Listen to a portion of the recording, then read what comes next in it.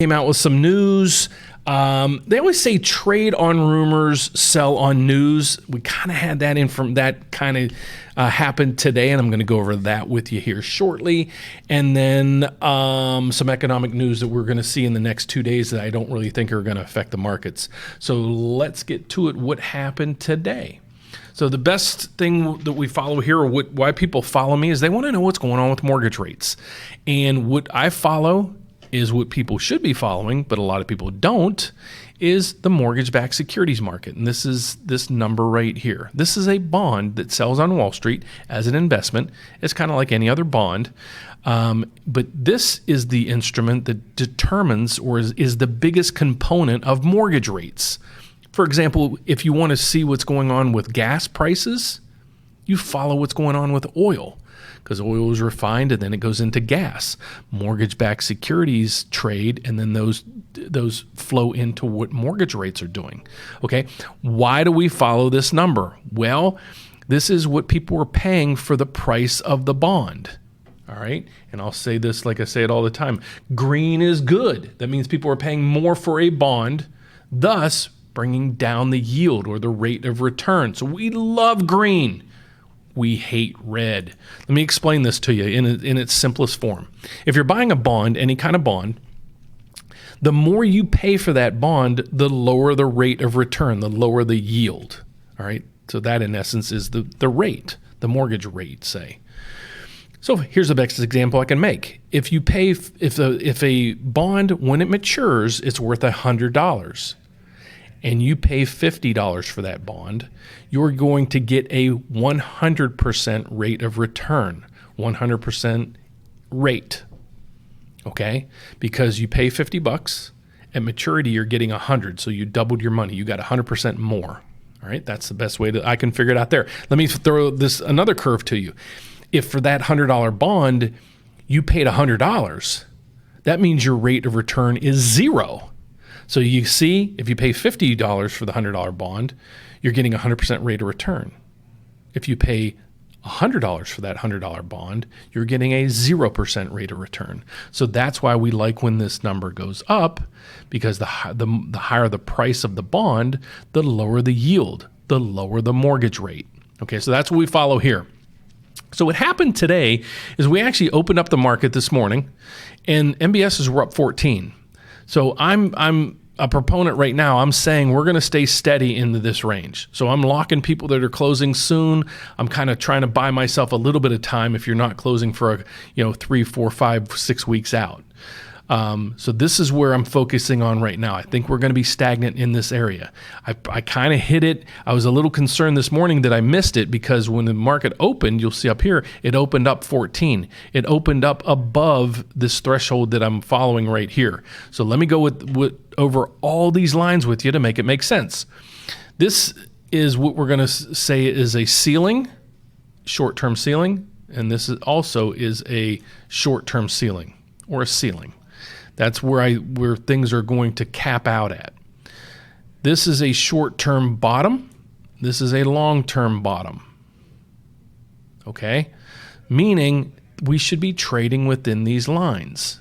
Everything, even if you follow stock analysts, they're following stocks doing the same thing, trying to find moving averages and all kind of other mathematical equations behind all this to find a good time to jump in and buy, or in this case, jump in and lock in your rate.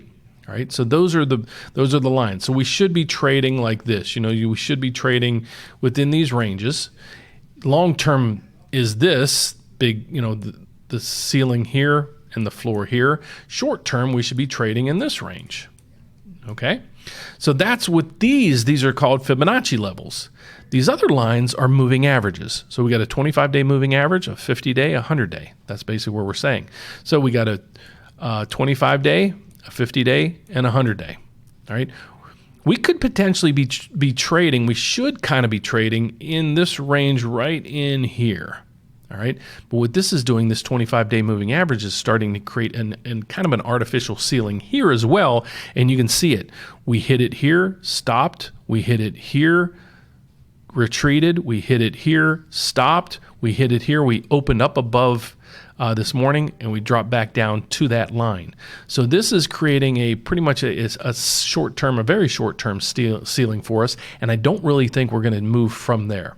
So the news that came out today was basically this, that pertains to the bond market.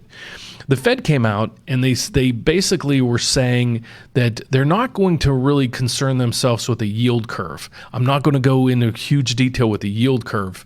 But what they were saying is we want rates to kind of stay as low as they can based on certain yield curves. But then they kind of threw that out a little bit and said, we're going to be basically based on what's going on with the economy, on how much we're jumping in to buy mortgage-backed securities. So when they basically came out and said, they're really not concerned right now about the yield curve, and you can see right in here, it says yield caps, that kind of threw a lot of investors kind of a little bit skittish.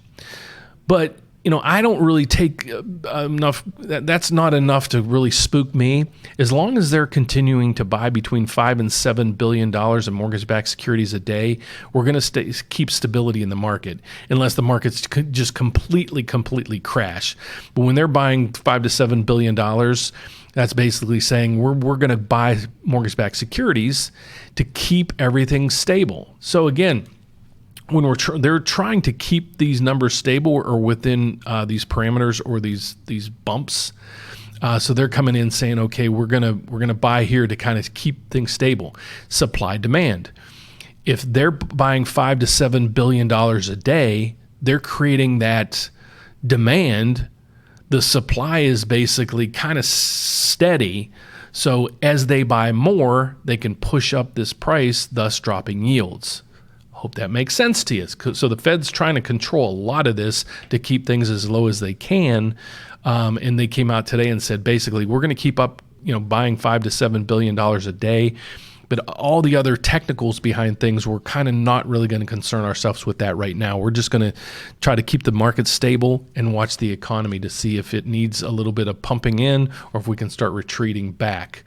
So that's my prediction is for the next week or two or so, we're going to be kind of stagnant in this area unless we see some major news come out. The economic news coming out tomorrow is basically jobless claims. I don't see anything really happening there. The FOMC meetings came out. The biggest news for this week is basically housing and housing starts. A lot of information coming out right now is, can the momentum keep it up? It's hard to do that. So don't, these home builders, I would slow down if I was them, because rates, they're at the lowest they've ever been in history. A lot of people need homes, but they're on a pace right now that it's going to, the more they create, the more supply there is. Unless the demand starts to really pick up, we might see a little bit of easement in the prices of homes. But the inventory needs gobbled up. The news I'll be posting here shortly in the newsletter is, mortgage rates are still battling a hangover from last week's drama. I'm going to go over that in 1 second. So the LLPA is loan level price adjustments. So what they've come out, the entity that kind of determines all the rates for Fannie Mae and Freddie Mac, came in and said anything for if you're purchasing a home or refinancing a home, it's going to cost you 0.5 point to get the same rate that you would have received a week or two ago. So, for example, if last week I could get you 2.99% at no cost to you, just because of this adjustment, I might now have to charge you 3.25 to get exactly that same rate because of this loan level price adjustment. Our volume is so great that we're able to keep our rates as low, and this hasn't really affected us at all. So we're one of the bigger entities out there. A lot of small companies have to pass this on to you, so you're going to see a lot of companies either charging you 0.5 point now and or jacking up fees somewhere. So that's my rate update for the day. If you'd like my help with anything, the best way to reach me is go to therateupdate.com. You can find that right here. To talk to me personally, just call 844-775-5626. My name is Dan Frio. I do the rate update every day. And if you'd like to reach out to me via email, You can reach me at D for Dan, Frio, which is Frio, at preferredrate.com. If you're looking to get pre-approved for a home, all you got to do is click here. You want to look into refinancing, click here. If you're like, Dan, I'm fully in, I want this done, get started immediately, you hit apply now. Pick me or one of the loan advisors I have on my team.